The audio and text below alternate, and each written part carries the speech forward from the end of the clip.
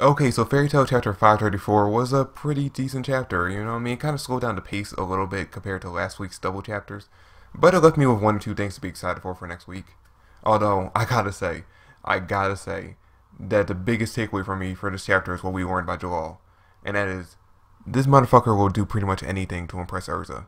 Nah, in all seriousness though, I actually was really impressed with what Jalal did in this chapter. He was actually going head to head with Acnologia by himself. Now, he wasn't doing any damage to him. He was basically just like a fly or a mosquito biting at Acnologia's neck. But he was doing his job. He was distracting him long enough for Anna to, try to open up the gate, the time lapse. Even though she realizes that she can't open it herself, and when it does open up in this chapter, it's actually Zeref who opens it, which really makes sense. I mean, of course, Zeref would have put some kind of lock or something on the time lapse once he found it. It's like, alright, this thing is too powerful for anyone else to use. I have a plan for it. But to make sure no one else gets a hold of it, no one else can use it to benefit their own selves, I'm gonna lock it so that only I can reopen it. Which, he actually does in this chapter.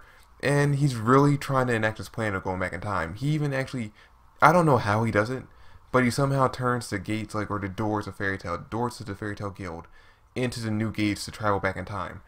Which he really plans on going back in time and changing history so that no longer will he be, immortal, no longer will Natsu and his family die, and he plans on somehow erasing Acnologia. Not sure how he's going to do that, because I'm pretty sure at that point Acnologia had already become immortal, or it became like the Dragon Slayer. I don't know, maybe I'm mixed up my history. I'm not exactly sure what his plan is to defeat Acnologia, because if he's not the immortal, if he can't beat him now, as he is right now, I'm not sure how he's going to beat him back in the past when he was even weaker than he is now. But yeah, leaving Zeref's whole plan to defeat Acnologia in the past behind, because that's a whole video in itself, a whole theory video in itself. When the time lapse opens, fucking Acnologia actually sees it, because I guess Zeref made it bigger. He somehow made it big enough so that Acnologia is now aware of it. He can actually see it. It's not like the size of a grapefruit or where the fuck they said it was a few chapters ago. It's now big enough for Acnologia to see. He's fully aware of it. He's like, what the fuck is that thing right there? And now they're like, alright, well, if he sees it, he's not going to fly into it blindly like we want him to. We actually had to come up with a new plan in order to get him in there. And Jalal's like, you know what? There's no time for that shit. So Jalal charges in this chapter. Now, I'm not sure what his actual plan is, but I'm guessing he's going to try to, use all his magic or all his power to push Acnologia into the time lapse.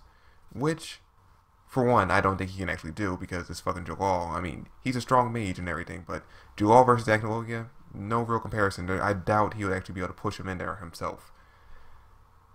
But if he actually does manage to do it, that pretty much means Jalal's dead.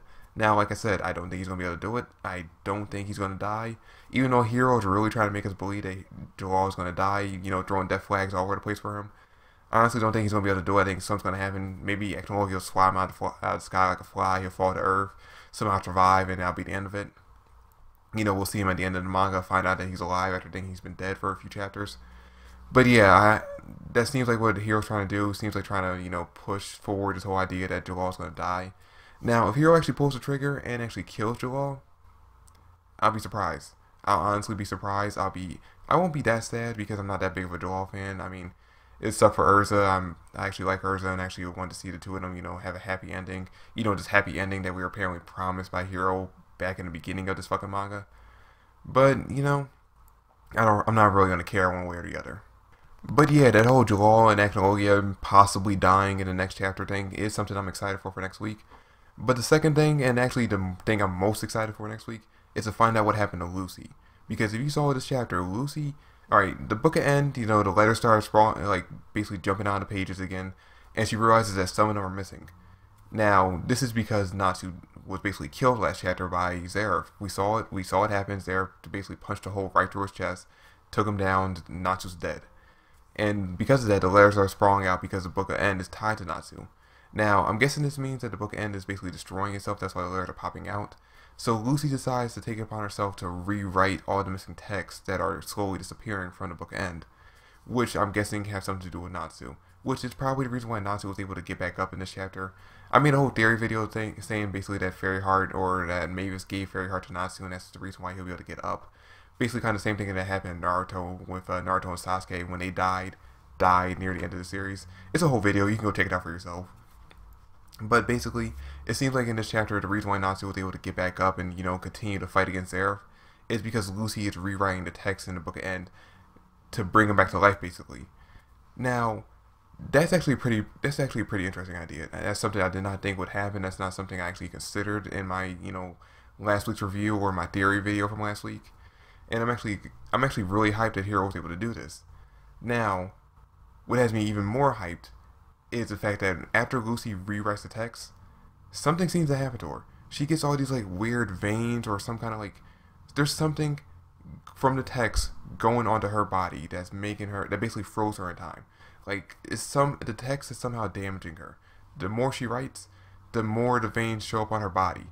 Now I'm guessing because the Book of E.N.D is such a like strong, powerful demon magic book that if she tries to interfere with it, because Zeref wrote it himself, he probably put some traps in it so that no one could actually interfere with it or mess with it. Her trying to rewrite it is probably damaging her. She's probably getting some kind of curse put on her that we'll have to deal with later on in the chapter or later on in the series near the end of it. But yeah, so I'm guessing she has some kind of curse going on with her right now that's basically slowly killing her. So we're gonna have this whole struggle of, do I let myself die? Do I basically succumb myself to this curse in order to save my best friend? Which of course Lucy is gonna do because Natsu's like her closest friend. She pretty much confirmed at this point that her and Natsu are going to, end up together. So of course she's going to end up trying to sacrifice herself to do it. Now, we already know that she's not going to die because she's in Dragon Cry, the new fairy tale movie, and that's the official end to the series. So we basically know that Natsu, Gray, basically everyone we see in the newest trailer of Dragon Cry, we know all these characters can't die. So there's really no real suspense to Lucy dying from this curse or whatever that's affecting her. Now, I will say this though. I've only seen one trailer of Dragon Cry. I think it's the newest trailer that's out. In that trailer, we see all the main crew using their magic, using their abilities, except for Lucy. So, a theory I kind of just thought of while I'm doing this review. What if the curse that Lucy's, basically succumbing herself to by rewriting the Book of E.N.D to save Natsu, what if this takes away her magic? What if because of this curse she can't use her magic anymore?